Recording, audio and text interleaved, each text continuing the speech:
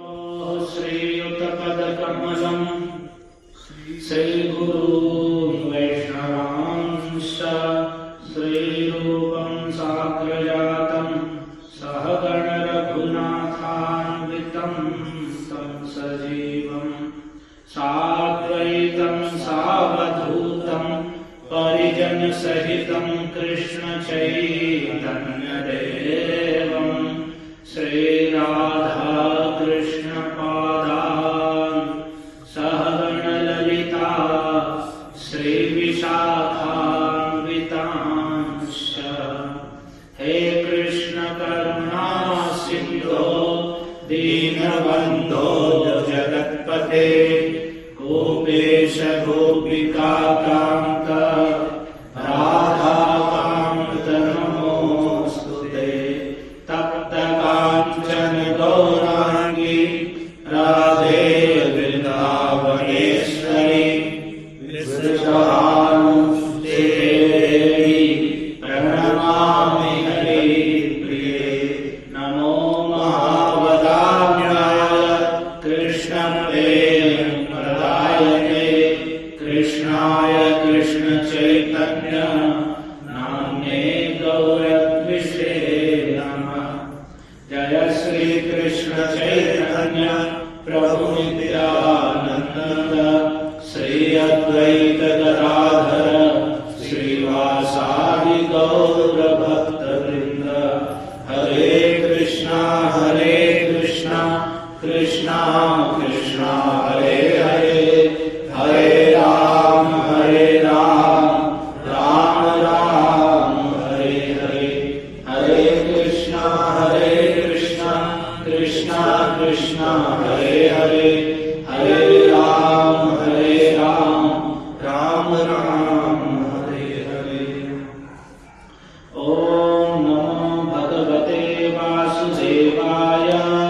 ओम नमो भगवते वासुदेवाय। ओम नमो भगवते वासुदेवाय। ओम नमो भगवते वासुदेवाय। ओम नमो भगवते वासुदेवाय। ओम नमो भगवते वासुदेवाय। मेरे पीछे बोलिए। श्री नाम भजन श्री नाम भजन आर एकादशी व्रत। आर एकादशी व्रत। श्री नाम भजन आर एकादशी व्रत। श्री नाम भजन आर एकादशी व्रत। श्री नाम भजन आर एकादशी व्रत। श्री नाम भजन आर एकादशी व्रत। एक तत्व नित्य जानी हो ताहे रत। एक तत्व नित्य जानी होता है रत। एक तत्व नित्य जानी हो ताहे रत। एक तत्व नित्य जानी होता है रत। श्री नाम भजन आर एकादशी व्रत। श्री नाम भजन आर एकादशी व्रत। एक तत्व नित्य जानी हो ताहे रत। एक तत्व नित्य जानी होता है रत। हरे कृष्ण। ये श्री प्रेम विवर्त ग्रंथ का बयान है जो भगवान श्री चैतन्य महाप्रभु के संगी श्री जगदानंद पंडित हैं उनके द्वारा लिखा गया है। इसमें भगवान चैतन्य महाप्रभु की कुछ लीलाओं का वर्णन है और उन्होंने उस समय जो भक्तों को कुछ सिद्धांतों के विषय में उपदेश दिया है उसका वर्णन है। तो उसमें श्री एकादशी नाम का एक 18वां अध्याय है, उसका एक अंतिम बयान है जिसका अर्थ है श्री नाम भजन आर एकादशी व्रत। श्री नाम भजन भगवान के नाम का। हरे कृष्ण कृष्ण कृष्ण हरे हरे हरे राम राम राम हरे हरे। भगवान के नाम का जप और संकीर्तन और एकादशी व्रत। एकादशी व्रत, एकादशी के दिन व्रत रखना, उपवास रखना, अन्न के भोजन का परित्याग करना, और कम से कम स्वल्प आहार ग्रहण करना यदि आवश्यकता है तो, और हरे नाम का जप करना। ये एक तत्व है, दोनों एक ही चीजें हैं, एक ही तत्व हैं। नित्य जानी, दोनों ही नित्य हैं। और हव ताहे रत, इन्हें एक तत्व जान करके इनमें रत हो, यानी इनमें लगो। दृढ़ विश्वास पूर्वक पूरी श्रद्धा के साथ हरि नाम का, हरे कृष्ण महामंत्र का जप करो, संकीर्तन करो, और एकादशी के दिन पूरी तत्परता के साथ व्रत रखो, उपवास रखो।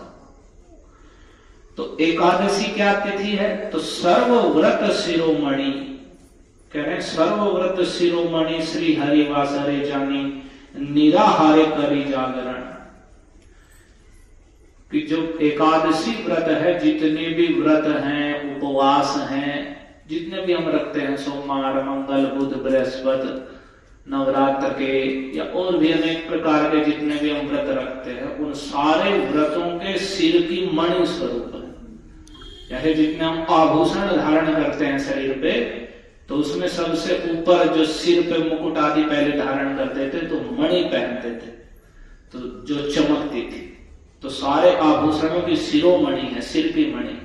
तो वैसे एकादशी व्रत सारे व्रतों का, जितने भी हम व्रत उपवास रखते हैं, उनका शिरोमणि है, सबसे श्रेष्ठतम है। तो सारे व्रतों में शिरोमणि जानकर हरिवासर, भगवान हरि के दिन एकादशी को निराहार रहना चाहिए। अन्न का भोजन तो बिल्कुल भी ग्रहण नहीं करना चाहिए, और जो व्रत में फल और दूध आदि का सेवन जितना आवश्यक है उतना ग्रहण करना चाहिए। और उस दिन अधिक से अधिक हरिनाम का जप व संकीर्तन करना चाहिए, और भगवान की कथा का श्रवण करना चाहिए। तो आज जो एकादशी है बड़ी महत्वपूर्ण, सभी एकादशी है। इस एकादशी का नाम है कामदा एकादशी। काम का अर्थ है इच्छा, जो अभिलाषा है, और दा देने वाली, जो सभी प्रकार की अभिलाषाओं को देने वाली है, उसे कहते हैं कामदा एकादशी। तो इसकी बड़ी सुंदर कथा है, इसे आप ध्यान से सुनिए। कि सारी एकादशी के महात्म्य के विषय में स्वयं भगवान श्री कृष्ण ही महाराज युधिष्ठिर को सुना रहे हैं। पद्म पुराण में उनका वर्णन है, और भविष्य पुराण में भी वर्णित है। तो पद्म पुराण में युधिष्ठिर महाराज जी प्रश्न कर रहे हैं कि इस महीने में, इस पक्ष में जो एकादशी पड़ती है उसके विषय में बताइए। तो उन्होंने प्रश्न किया कि चैत्र के महीने के शुक्ल पक्ष में जो एकादशी पड़ती है वह किस नाम की है, कृपया मुझे उसे बताइए। तो भगवान श्री कृष्ण ने कहा कि देखो, यही प्रश्न राजा दिलीप हुए हैं। रघुवंश, सूर्य वंश में ही भगवान राम से पहले दिलीप नाम के राजा हुए हैं। तो उन्होंने वशिष्ठ जी से यह प्रश्न किया था इसी विषय में। तो वशिष्ठ जी ने जो उन्हें कथा सुनाई थी वही मैं तुम्हें सुना रहा हूं। तो क्या, तो सुना रहे हैं कि एक नागपुर नाम का नगर था, अभी भी है नागपुर। तो नागपुर नाम का नगर था। तो जहां बड़ा ही सुंदर वैभव था, जो महल थे वे भी सोने के बने हुए थे, जो महल थे, भवन थे, वे भी सोने के बने हुए थे। तो उस नगर में पुंडरीक नाम के महाभयंकर नाग, सब नागों के अधिपति, जो महाभयंकर नाग पुंडरीक थे, वे राज्य करते थे। तो इतना वह सुंदर नगर था कि बड़े गंधर्व अप्सराएं भी वहां आकर के उस नगरी का सेवन करते थे, उस नगरी में निवास करते थे। इतना सुंदर वह नगर था। तो उसी नगर में एक श्रेष्ठ अप्सरा थी जिसका नाम था ललिता, और एक गंधर्व थे जिनका नाम था ललित। तो दोनों ही पति पत्नी थे, ललित और ललिता, और दोनों ही सुंदर थे और परस्पर एक दूसरे में आसक्त थे, अत्यधिक आसक्त थे, एक दूसरे के प्रति अत्यधिक आसक्त थे। ललिता के मन में सदैव अपने पति ललित बसा रहता था और ललित के मन में सदा वह ललिता की छवि ही बसी रहती थी। तो एक दिन ऐसा हुआ कि वह नागराज पुंडरीक का दरबार था, उसके ही राजभवन में राजसभा में जो ललित था वह गान कर रहा था। गीत जैसे राजा बैठ जाते राजसभा में और कलाकार नृत्य गीत करके दिखाते हैं, तो वही ललित नाम का गंधर्व उनके सामने वही गान कर रहा था, यानी कुछ गा रहा था, गीत गा रहा था। तो गीत गाते गाते उस समय उसकी पत्नी जो ललिता थी वह वहां पर नहीं थी। तो गीत गाते गाते उसे ललिता का स्मरण हुआ। तो उसका स्मरण होते ही उसका जो गान था वह भंग होने लगा, उसके पैर लड़खड़ाने लगे और उसकी जो जीभ थी वह भी लड़खड़ाने लगी, यानी पैरों ने चलना बंद कर दिया, स्थिर हो गए। ध्यान पूरा अपनी पत्नी ललिता में ही चला गया और जीभ से जो गाना था वह गाना बंद हो गया, जीभ लड़खड़ाने लगी, कुछ का कुछ निकलने लगा। तो वहीं एक नागों में श्रेष्ठ नाग था कर्कोटक। तो वह इस बात को जान गया कि यह अपनी पत्नी में आसक्त है, उसके कारण ही इसके मन में जो संताप हो रहा है उसी कारण से यह इसके पैरों की गति रुक गई है और इसके गान में त्रुटि हो रही है, सही रूप से गा नहीं रहा। तो उस कर्कोटक नाग ने, जो राजा पुंडरीक नागराज था, उसे यह बात बता दी कि ये पत्नी में बड़ा आसक्त है और अपनी पत्नी के ही स्मरण के कारण ये गाने में आपके सामने इसने त्रुटि कर दी। तो नागराज पुंडरीक भयंकर थे ही, तो उसे बड़ा क्रोध आ गया। अच्छा, तू इतना कामातुर है, इतना कामातुर होगा कि मेरे सामने गा रहा है और अपनी पत्नी में इतना आसक्त हो गया कि मेरा यहाँ अपमान कर रहा है। तो ऐसा कह करके उस गाते हुए कामातुर ललित को उसने शाप दे दिया कि अरे दुर्बुद्धे, तू मेरे सामने गान करते हुए भी पत्नी के वशीभूत हो गया है, तो तुझे शाप देता हूं कि तू राक्षस हो जा, तो अभी का अभी राक्षस हो जा। तो पुंडरीक के इतने कहते ही वह गंधर्व राक्षस हो गया। और राक्षस हो गया, राक्षस कैसा भयंकर, उसका मुख विकराल, उसकी जलती हुई आंखें और देखने मात्र से ही भय उठ जाने वाला, जिसको देखकर मन में भय समा जाए, ऐसा भयंकर उसका रूप हो गया। और इतना भयंकर रूप होकर वह राक्षस अपना कर्मफल भोगते हुए इधर उधर भटकने लगा।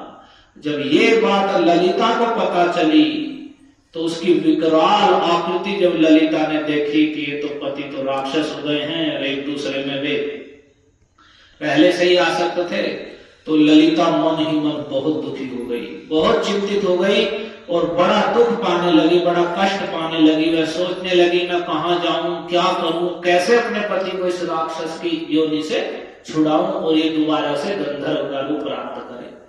तो वह अपने पति के पीछे पीछे वह जंगलों में चला गया राक्षस होकर, तो उसके पीछे पीछे घूमने लगी। तो जो वह घूम रही थी पीछे पीछे और बड़ी दुखी थी मन में कि मैं क्या करूं क्या करूं, तो उसी वन में एक बड़ा सुंदर आश्रम दिखाई दिया जहां एक श्रेष्ठ महात्मा मुनि बैठे हुए थे जो बड़े शांत थे। इतने शांत, शांत का अर्थ है जैसे हम सभी चंचल बने हुए हैं, हमारे मन में काम क्रोध लोभ की इतनी तरंगे उठती हैं और उन्हें पूरा करने के लिए हम इधर उधर दिन रात दौड़ रहे हैं और बैठे भी हैं तो वही चल रहा है लगातार चिंतन।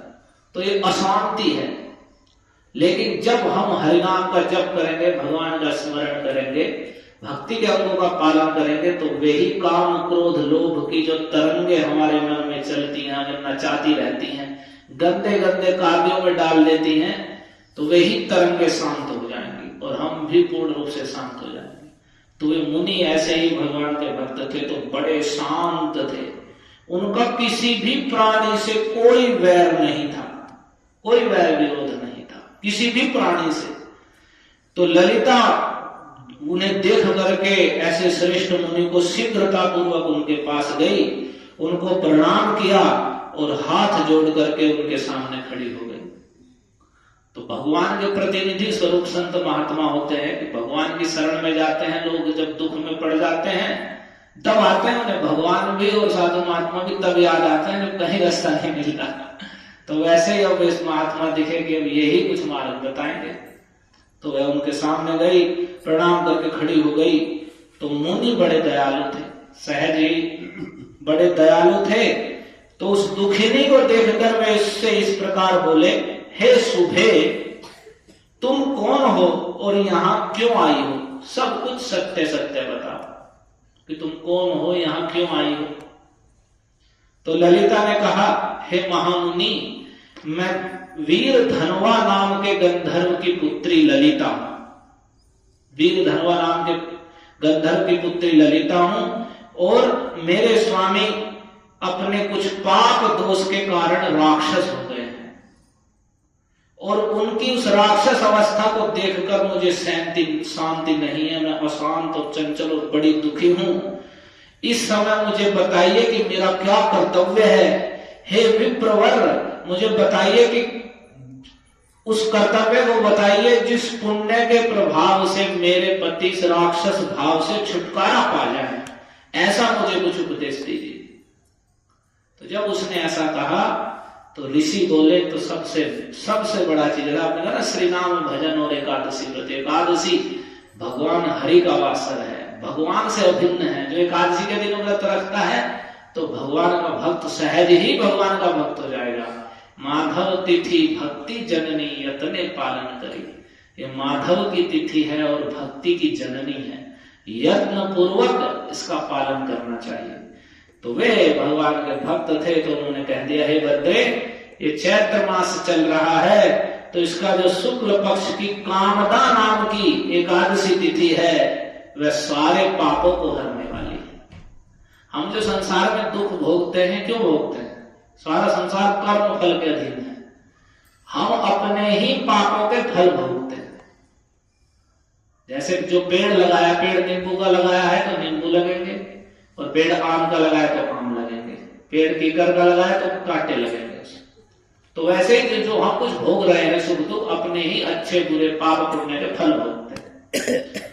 तो उन्होंने कहा कि यह एकादशी तिथि कामदा सर्व पापों को हरने वाली है। पापों को तो वह ऐसे जला देती है जैसे जंगल में आग लग जाती है, और वह आग सारे ईंधन को जलाकर राख कर देती है। वैसे ही यह कामदा एकादशी परम पुण्यमयी और सारे पापों को जलाकर राख कर देने वाली है। तुम उसका विधि पूर्वक व्रत करो। विधि पूर्वक जो विधि है उसके अनुसार व्रत करो, और जो इस व्रत का पुण्य हो उसे अपने स्वामी को दे डालो। जो भी इसका पुण्य उदित हुआ है वह मैं अपने स्वामी पति को देती हूँ। और पुण्य देने पर जब तुम ऐसा उपवास रख के और उसका जो भी प्रभाव है, पुण्य है, उसे अपने स्वामी के नाम से दे दूंगी, तो क्षण भर में ही उसका साप का जो दोष है वह दूर हो जाएगा। एक क्षण लगेगा बस। देखो कितना भयंकर राक्षस से एक क्षण लगेगा उसे दूर होने में, क्योंकि जो इस पाप के कारण वह राक्षस है वह सब नष्ट हो जाएगा तत्काल। तो यह एक विशेष बात है। यदि कोई अक्षम है, यानी नहीं कर सकता है, तो उसका संबंध का पुत्र या पत्नी आदि भी उसके नाम से एकादशी आदि व्रत या कोई भी पूजा कर सकता है। तो राजन, इस प्रकार से जब मुनि ने ऐसा कहा तो ललिता को बड़ा हर्ष हुआ, और उसने एकादशी को उपवास करके द्वादशी के दिन उन ब्रह्मर्षि के समीप ही भगवान वासुदेव के श्री विग्रह के समक्ष अपने पति के उद्धार के लिए यह वचन कहा। उसने विधि पूर्वक उपवास रखा और उन ऋषि के ब्रह्मर्षि के समीप ही भगवान वासुदेव के सामने श्री विग्रह के समक्ष पति के उद्धार के लिए कहा कि हे भगवान, मैंने जो यह कामदा एकादशी का उपवास व्रत किया है उसके पुण्य के प्रभाव से मेरे पति का राक्षस भाव दूर हो जाए। तो जब उसने इस प्रकार से कहा कि इस प्रभाव से मेरे पति का राक्षस भाव दूर हो जाए, तो वशिष्ठ जी कहते हैं ललिता के इतना कहते ही उसी क्षण ललित का पाप दूर हो गया और वह उसने दिव्य देह धारण कर ली। राक्षस भाव चला गया और पुनः गंधर्व शरीर की प्राप्ति हो गई। हे नृपश्रेष्ठ, वे दोनों पति पत्नी कामदा एकादशी के प्रभाव से पहले की अपेक्षा भी अधिक सुंदर रूप धारण करके विमान पर आरूढ़ होकर शोभा पाने लगे। तो अब उस पहले से भी अधिक सौंदर्य से संपन्न हो गए। तो दोनों पति पत्नी उसका राक्षस भाव तत्काल उसी क्षण दूर हो गया, एक एकादशी व्रत के विधि पूर्वक पालन करने से। तो यह जानकर इस एकादशी व्रत का यत्न पूर्वक पालन करना चाहिए। मैंने लोगों के हित के लिए तुम्हारे सामने इस व्रत का वर्णन किया है। कामदा एकादशी ब्रह्म हत्या आदि पापों तथा पिशाच आदि दोष, पिशाचत्व आदि दोषों का भी नाश करने वाली, बड़े भयानक ब्रह्म हत्या जैसे पाप और पिशाचत्व, कोई पिशाच बन गया है, भूत प्रेत बन गया है, उन सब दोषों को दूर करने वाली है। तो जो एकादशी का उपवास रखते हैं तो उनके सारे पाप दूर होते हैं और उनका कोई संबंधी भूत प्रेत पिशाच भी बना हुआ है तो वह भी दूर हो जाता है। और इसको पढ़ने से, केवल इसकी महिमा पढ़ने से ही बड़े और सुनने से वाजपेय यज्ञ के बराबर फल मिलता है। तो एकादशी का कितना महत्व है कि एक भौतिक कामना के लिए उसने उसका पालन किया और तत्काल जो इतना भारी दोष था कि वह राक्षस बन गया था, वह तत्क्षण दूर हो गया। क्यों? क्योंकि एकादशी व्रत के प्रभाव से सारे पाप दूर हो गए। तो जब हम, लेकिन एक महत्वपूर्ण बात है, विधि पूर्वक, ऐसे नहीं कि मन गढ़ंत मन में आ गया और जैसे मन में हम तो जैसे करते हैं वैसे ही करते रहेंगे, नहीं। विधि क्या है? तो विधि यही है कि पहले शुद्ध एकादशी को उपवास रखना है। शुद्ध का अर्थ जो एकादशी द्वादशी से युक्त है उस एकादशी को उपवास रखना है। जो दशमी से युक्त एकादशी है उसमें कभी भी व्रत उपवास नहीं रखना। जब भी कभी भी ऐसा लगे कि दो एकादशी पड़ रही हैं तो बाद वाली एकादशी में ही उपवास रखना है। उपवास के दिन सुबह ब्रह्म मुहूर्त में 4 बजे, 4 साढ़े 4 बजे जागना चाहिए। स्नान आदि करके भगवान श्री कृष्ण की पूजा करनी चाहिए और भगवान से प्रार्थना करनी चाहिए कि आज मैं आपकी प्रसन्नता के लिए एकादशी व्रत कर रहा हूं, कर रही हूं, तो कृपया मुझे शक्ति सामर्थ्य दीजिए। और उस दिन अन्न के भोजन का तो पूर्ण रूप से त्याग कर देना चाहिए। अन्न में जो गेहूं, चावल, बाजरा आदि जो भी अन्न में आता है उसका पूर्ण रूप से त्याग कर देना चाहिए।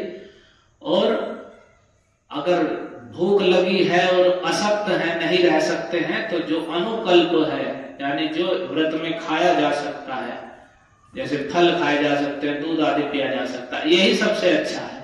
और आजकल हम कहते हैं कि भाई कुट्टू का आटा ये वो, तो उसमें अगर हम अपने सामने पीस रहे हैं तो विश्वास है। अब बाजार से आ रहा है, उसमें क्या मिला दिया है क्या नहीं मिला दिया, तो उसका विश्वास वैसा नहीं रहता है। तो अगर हमें अच्छे से करना है तो या तो अपने सामने होना चाहिए और छान के भी नहीं खाना चाहिए एकादशी में। जो हम प्राय भक्त और क्या करते हैं, पकोड़े छान के खाते हैं एकादशी को, कि नमक का कर लें, मीठा कर लें, ये कर लें, वो कर लें। तो एकादशी में अगर घी है, शुद्ध घी, तो घी का प्रयोग करना चाहिए। बाकी जो तेल आदि हैं, जैसे प्राय सूरजमुखी आदि के तेल आदि का भी प्रयोग करते हैं, तो प्रयास करना चाहिए कि हम उनसे भी बचें। यानी जितना हम शुद्ध प्रकार से रखेंगे उतना ही अच्छा होगा।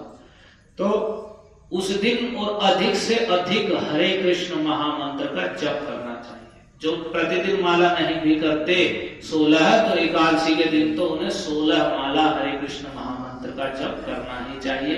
अपने घर भगवान श्री कृष्ण की आरती, पूजा, फल फूल का भोग लगाना, मंदिर है जैसे राधा मदन मोहन जी, तो प्रतिदिन नहीं भी आ पा रहे हैं तो कम से कम एकादशी के दिन भगवान के दर्शन करने आना, दीप आदि जलाना, फूल आदि अर्पण करना, ये सब कार्य करना चाहिए। और जो कथा हो रही है तो कथा में और कीर्तन में तो अवश्य ही उसमें उपस्थित होकर भगवान की महिमा आदि का श्रवण करना चाहिए।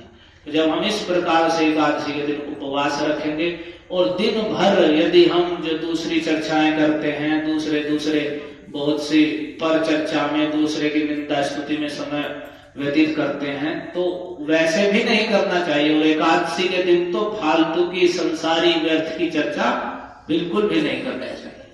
पूरा दिन केवल कृष्ण भावना भावित, यानी ये एक दिन ऐसा है कि 15 दिन में एक दिन हमें निकालना है जिस दिन हम अधिक से अधिक भगवान की भक्ति का आचरण करेंगे। एक दिन हम ऐसा निकालें, जैसे हम निकालते हैं ना, वैसे काम करने वाले लोग रविवार की छुट्टी है कि उस दिन हम विश्राम करेंगे।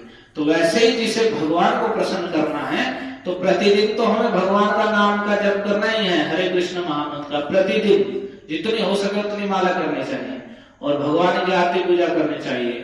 घर में गीता भागवत है उसे पढ़ना या सुनना चाहिए, लेकिन एकादशी के दिन तो विशेष रूप से करना चाहिए कि एक दिन तो हम ऐसा करेंगे कि पूरे दिन भगवान की कथा सुनेंगे। अब काम भी कर रहे हैं तो मुंह से हरिनाम का, हरे कृष्ण महामंत्र का कीर्तन करते रहेंगे। इस प्रकार से पूरी एकादशी को कृष्ण भावना भावित होकर जब हम व्यतीत करेंगे और अगले दिन जो व्रत खोलने का समय है, हर एकादशी का अगले दिन व्रत खोलने का समय होता है, तो उस समय के बीच में ही भगवान को भोग लगे हुए अन्न के प्रसाद से उस व्रत को खोल लेना चाहिए, पारण कर लेना चाहिए। जो व्रत खोलने का समय है उस समय का विशेष ध्यान रखना चाहिए। तो जब हम इस प्रकार से एकादशी व्रत का पालन करेंगे तो हम अपने हृदय में अनुभूति करेंगे कि हाँ, हम पवित्र हो चुके हैं, हमारे काम क्रोध लोभ छिन्न हो गए हैं। एक दिन में अनुभूत हो जाएगा कि हमारे जो ईर्ष्या द्वेष काम क्रोध लोभ निंदा चुगली छीन हो गई है और मन स्वच्छ निर्मल और प्रसन्न हो जाएगा एक एकादशी में। और जब हम हर एक एकादशी को ऐसे रखेंगे तो कुछ एकादशियों के बाद ही, वर्ष भर के बाद ही हमें लगेगा कि हम पहले बहुत गड्ढे में पड़े हुए थे और कितना उद्धार हो गया हमारा, और सहज ही भगवान के विषय में समझ बढ़ जाएगी और भगवान की गुण महिमा हृदय में समझ में आने लगेगी, उतरने लगेगी। तो इसलिए एकादशी को बड़ी गंभीरता से रखना चाहिए।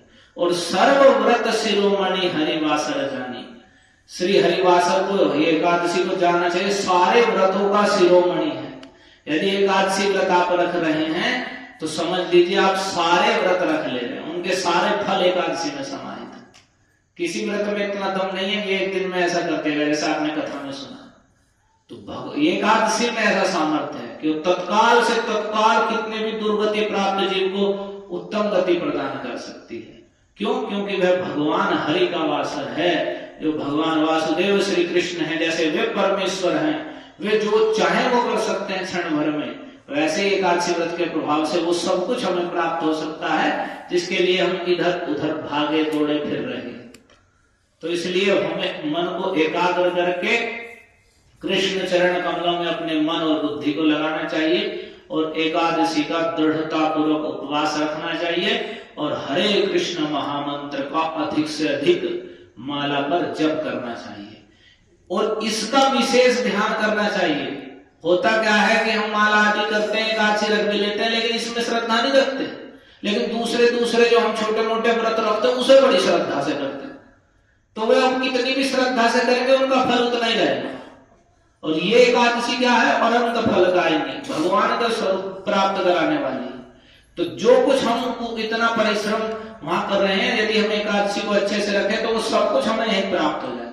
देखो, इसने एक एकादशी व्रत रखा, उसका पति का राक्षस भाव भी दूर हो गया, पहले से अधिक शोभा और सौंदर्य से संपन्न हो गए और विमान पर आरूढ़ होकर शोभा पाने लगे। तो एक एकादशी जितना प्रभाव सारे पापों को जलाकर राख कर देने वाली। तो हमें एकादशी में भगवान के नाम में श्रद्धा करनी है। जो हमारी चंचलता है इधर उधर भागने की, ये भी कर लो वो भी कर लो, यदि हम भगवान का नाम जप रहे हैं, एकादशी व्रत रख रहे हैं, तो उसकी कोई आवश्यकता नहीं है, सहज सब कुछ हमें यहाँ से प्राप्त होगा। लेकिन हम करते क्या है, यहाँ श्रद्धा नहीं करते और छुटर मुटर अपने जहां तहां मोबाइल में देख के वहां ये चढ़ा दो, वहां ये फेंक आओ, वहां ये करिए आओ, देख देख के उन सब टोटकों में ज्यादा मती फंसा लेते हैं और उनसे कुछ होने वाला नहीं है। ये केवल मन के बहलावे और भ्रम में डालने वाले हैं। तो अपने मति को कृष्ण चरणों में लगाना है, एकादशी व्रत में लगाना है। तो श्री नाम भजन आर्य एकादशी व्रत, भगवान के नाम का भजन और एकादशी का व्रत नित्य एक तत्व नित्य जानी होता रहती है। ये एक तत्व है और भगवान से अभिन्न है। भगवान ही एकादशी के रूप में और अपने नाम के रूप में है। यदि हम एकादशी का सेवन करेंगे, उपवास रखेंगे, भगवान के नाम का अधिक से अधिक जप करेंगे, तो हम अपने जीवन को सुखपूर्वक जिएंगे, सारे दोषों से, क्लेशों से, पापों से मुक्त होंगे और जीवन को, इस शरीर को छोड़ने के बाद भगवान के नित्य धाम वैकुंठ गोलोक वृंदावन को प्राप्त करेंगे। तो इसे हमें दृढ़ विश्वास से भगवान के नाम भजन में और एकादशी में रत होना चाहिए। हरे कृष्णा कृष्णा कृष्णा हरे हरे, हरे राम राम राम हरे हरे, हरे कृष्णा कृष्णा कृष्णा हरे हरे, हरे राम राम राम हरे हरे। श्री कामदा एकादशी तिथि महोत्सव की जय। श्री श्री राधा मदन मोहन भगवान की जय। भगवान श्री कृष्ण चैतन्य महाप्रभु की जय। जगत गुरु श्रील प्रभुपाद की जय। परम पूज्य श्री श्रीमद राधा गोविंद दास गोस्वामी महाराज की जय। समागत भक्त वृंद की जय। अनंत कोटि वैष्णव भक्त वृंद की जय। हरे कृष्ण।